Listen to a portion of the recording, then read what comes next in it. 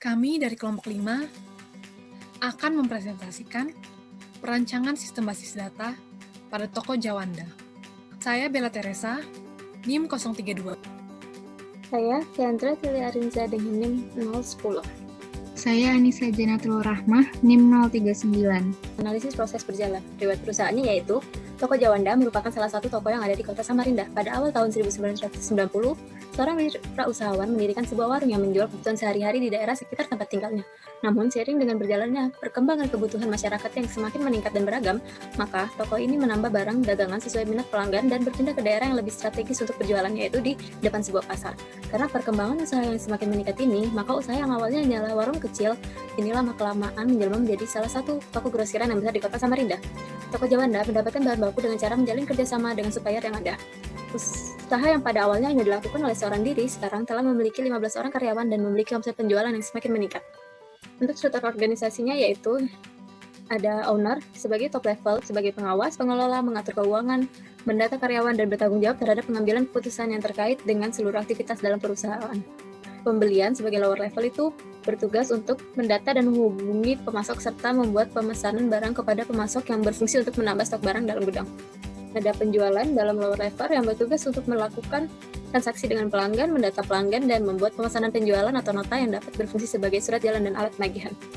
Selanjutnya ada gudang dalam lower level yang bertugas untuk melakukan pendataan barang, perhitungan stok barang yang setiap minggu, menghitung dan mencatat barang yang dikirim dari pemasok, membuat laporan persediaan barang, dan juga bertanggung jawab atas semua bawahannya dalam menyediakan barang pesanan pelanggan.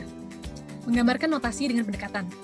Dalam menggambarkan notasi, kami menggunakan pendekatan terstruktur dalam bentuk data flow diagram atau diagram arus data atau DFD. Pendekatan terstruktur adalah cara menggambarkan masalah berdasarkan proses atau tahapan dalam sistem secara hierarki. DFD adalah penggambaran notasi pendekatan terstruktur dalam bentuk diagram untuk menggambarkan arah keluar masuknya data dan fungsinya dalam sistem. Diagram konteks menggambarkan proses yang berjalan di toko Jawanda. Selanjutnya DFD level 0. Diagram tersebut menggambarkan keseluruhan proses yang berjalan di toko Jawanda secara detail dibandingkan diagram konteks. Terdapat pemasok, gudang, pembelian, penjualan, dan pelanggan. Terdapat proses pencatatan stok barang, pembelian stok barang, pencatatan transaksi, beserta entitas-entitasnya seperti stok barang dan transaksi pembelian barang. Ini DFD level 1 yang menggambarkan proses yang berjalan secara sendiri-sendiri. Ada DFD level 1 penjualan, DFD level 1 pembelian, dan DFD level 1 pendataan. Jadi selanjutnya ada rumus dan dokumentasi problem solving. Jadi ada 3 bagian. Yang pertama itu ada bagian pembelian. Nantinya data dari bagian pembelian ini akan dimasukkan ke dalam file pembelian yang terdiri atas barang, pemasok, pembelian, dan karyawan. Lalu yang kedua ada bagian gudang yang kemudian akan dimasukkan ke dalam file gudang yang terdiri atas barang, gudang, dan karyawan. Lalu ada bagian penjualan yang akan dimasukkan ke dalam file penjualan yang terdiri atas barang, pelanggan, penjualan, dan karyawan. Selanjutnya ada problem solving. Jadi setelah merumuskan dan mendokumentasikan problem solving, maka diperlukan perancangan basis data yang dapat yang pertama itu mengintegrasikan data retro penjualan dan retro pembelian. Lalu yang kedua mengintegrasikan proses penjualan pembelian dan persediaan barang. Lalu yang ketiga itu mengeliminasi redundansi data yang terjadi dengan adanya penggunaan data bersama. Lalu yang keempat itu mengatur batasan yang jelas untuk setiap data yang ada. Yang kelima, mencetak bukti transaksi penjualan yang akan diterima pelanggan. Lalu yang keenam itu adanya notifikasi ketika jumlah barang kurang dari stok minimum. Selanjutnya itu ada tahapan perancangan basis data, database planning. Jadi yang pertama itu ada pengumpulan data. Nah, dalam proses pengumpulan data pada toko Jawanda ini, kelompok kami menggunakan teknik observasi dan wawancara terhadap owner dari toko Jawanda tentang kebutuhan dari sistem basis data yang akan dirancang. Kemudian mendefinisikan mission statement. Nah, tujuan dari perancangan basis data ini ialah untuk menyimpan dan mengelola proses bisnis pada toko Jawanda. Lalu mendefinisikan mission objektif. Tujuannya yaitu untuk mencari data barang, data pemasok, data karyawan, dan data pelanggan, serta untuk melaporkan data pembelian barang, data gudang, dan data penjualan. Nantinya akan dijelaskan oleh Fiandra. Selanjutnya ada definisi sistem.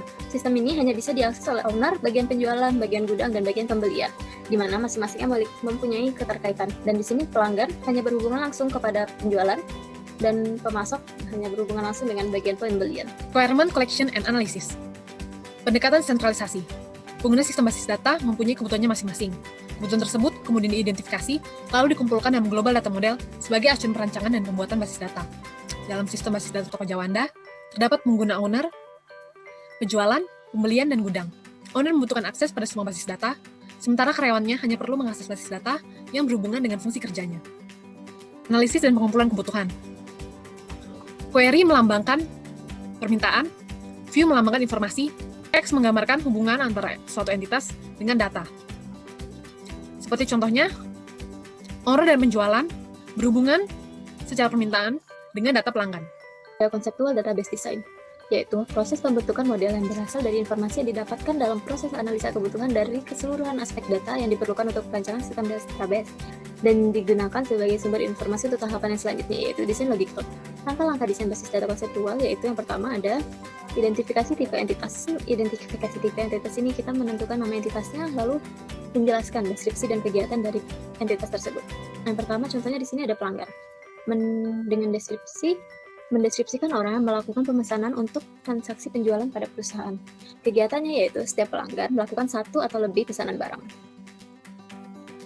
Selanjutnya ada identifikasi tipe hubungan. Di sini kita menentukan hubungan antara entitas yang satu dan entitas kedua. Contohnya di sini ada entitas pelanggan yang melakukan pesanan barang. Sifat relasinya adalah one to N. Selanjutnya ada karyawan yang relasinya yaitu menerima entitas keduanya pesanan barang. Sifat relasinya ada one to N. Selanjutnya ada mengidentifikasi dan mengaitkan atribut dengan tipe entitas atau hubungan. Di sini contohnya ada entitas pelanggan dengan atributnya yaitu ada kode PL, nama PL, toko PL, alamat PL, HP PL. Lalu dijelaskan deskripsinya. Setelah itu ditentukan tipe dan panjang datanya apakah bersifat null atau multi value. Contohnya di sini ada kode PL yang deskripsinya adalah kode pelanggan, tipe dan panjang datanya varchar 6, nullsnya tidak, multi value-nya juga tidak. Selanjutnya ada menentukan domain atribut. Di sini contohnya ada nama entitasnya yaitu pelanggan. Atributnya yaitu sama seperti yang sebelumnya tadi, tetapi lebih dijelaskan tentang tipe dan panjang datanya, formatnya seperti apa. Contohnya ada kode PL dengan tipe datanya varchar dengan panjang data 6, formatnya adalah PL, lalu angka yang mengidentifikasikan kode pelanggan tersebut. Selanjutnya, menentukan atribut kandidat dan primary key atau desain transaksi. Di sini kita menentukan kandidat key sama primary key dari entitas yang telah kita buat. Contohnya di sini ada pelanggan dengan kandidat key-nya kode PL dan HPPL, sedangkan primary key-nya ada kode PL. Nah, ini adalah ERD Conceptual Database Design. Selanjutnya ada desain transaksi. Pada sistem ini kita menggunakan kategori transaksi yaitu mixed transaction, yang berarti pergabungan antara ada trivial transaction dan juga update transaction. Di sini hanya ada beberapa contoh transaksinya. Yang pertama di sini ada struktur menunya yang terdapat pendataan, pembelian, penjualan, gudang, laporan, keluar program yang berisi sub-sub menu dari menu tersebut. Untuk alur diagram loginnya, login, setelah itu memasukkan username dan password. Jika betul lanjut ke menu, tetapi jika salah ada notifikasi kesalahannya. Begitu juga untuk alur diagram keluar, di sini menu, lalu menampilkan konfirmasi untuk keluar. Jika tidak atau close bisa kembali ke menu, tetapi jika iya bisa keluar dari program. Begitu juga untuk alur diagram pendataan pelanggan dan lain-lain. Selanjutnya ada logical database design. Jadi tahap yang pertama itu menghilangkan fitur yang tidak sesuai dengan model relasional. Jadi di sini saya menggunakan contoh tipe hubungan biner many to many dari entitas pemasok dan entitas barang. Kemudian menghilangkan atribut multivalue. Atribut multivalue HP pemasok pada entitas pemasok, kemudian HP pelanggan pada entitas pelanggan, dan HP karyawan pada entitas karyawan. Selanjutnya tahap kedua itu menurunkan relasi untuk model data logical lokal. Yang pertama itu menentukan tipe entitas kuat. Jadi di sini ada entitas pemasok, karyawan, pelanggan, barang. Selanjutnya ada persediaan barang. Ini saya cuma menampilkan beberapa karena untuk mempersingkat waktu. Lalu yang kedua itu menentukan tipe entitas lemah. Di sini ada entitas kontak, rincian pemasok, rincian pemesanan pembelian, laporan persediaan barang. Lalu yang ketiga itu menentukan tipe hubungan biner one to many. Nah, di sini saya menggunakan hubungan one to many dari entitas pemasok dan entitas karyawan dengan entitas pesanan pembelian. Jadi di sini kita akan menempatkan kode pemasok ke pesanan pembelian untuk hubungan menerima dan menempatkan kode karyawan ke pesanan pembelian untuk hubungan melakukan. Physical Database Design atau desain basis data fisik adalah proses perancangan basis data secara terstruktur pada media penyimpanan dengan memperhatikan response time, space utility, dan transaction throughput. Di dalamnya terdapat hubungan utama, organisasi file, indeks, integritas constraint, dan keamanan. Langkah pertama adalah mendesain relasi dasar. Pada relasi dasar pelanggan, terdapat kode pelanggan, nama toko pelanggan, dan seterusnya. Terdapat informasi jenis data dan panjang data. Terdapat informasi not null dari suatu data dan informasi primary key dari suatu data. Selanjutnya, langkah kedua, menganalisis transaksi. Terdapat 11 transaksi. Prosedur detail pelanggan, prosedur detail karyawan, prosedur detail pemasok, prosedur detail barang, prosedur pemesanan barang oleh pelanggan, prosedur penjualan barang kepada pelanggan, prosedur retur penjualan oleh pelanggan, prosedur pemesanan pembelian barang ke pemasok, prosedur pembelian barang ke pemasok, prosedur retur pembelian ke pemasok, dan prosedur persediaan barang. Langkah selanjutnya, matriks silang transaksi dan relasi. Transaksi yang sudah disebutkan tadi, kita cari hubungannya dengan relasi seperti pelanggan, karyawan, pemasok, barang, atau pesanan barang. I melambangkan insert atau pemasukan data, R melambangkan read atau pembacaan data, U melambangkan update, yang berarti dapat mengubah data, D berarti delete, yang berarti dapat menghapus data. Contohnya, pada transaksi prosedur detail pelanggan dalam kotak I, R, U, dan D terdapat huruf X, yang berarti pelanggan dapat insert atau memasukkan data, read membaca data, U update mengupdate data, dan D delete atau menghapus data. Langkah selanjutnya mengestimasi kebutuhan ruang penyimpanan atau space utility. Setiap tabel dan entitas mempunyai atribut. Nah, atribut tersebut mempunyai tipe data masing-masing.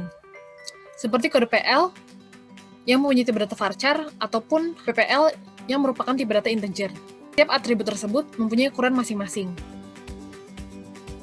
Nah, atribut tersebut dalam setiap tabel atau entitasnya dijumlahkan.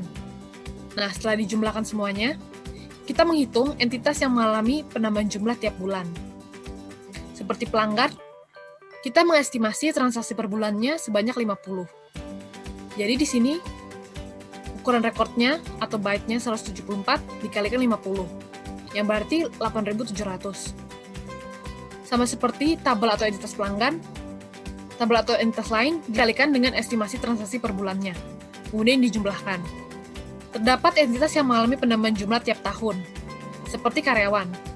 Di sini kita mengestimasi transaksi per tahunnya 2. Ukuran rekornya 174, jadi 174 kali 2, sama dengan 348. Untuk mengetahui perkiraan kebutuhan disk per tahun, kita menambahkan total ukuran entitas per bulan dikali 12 bulan, ditambahkan total ukuran entitas per tahun. Terima kasih telah menyimak presentasi dari kelompok kami.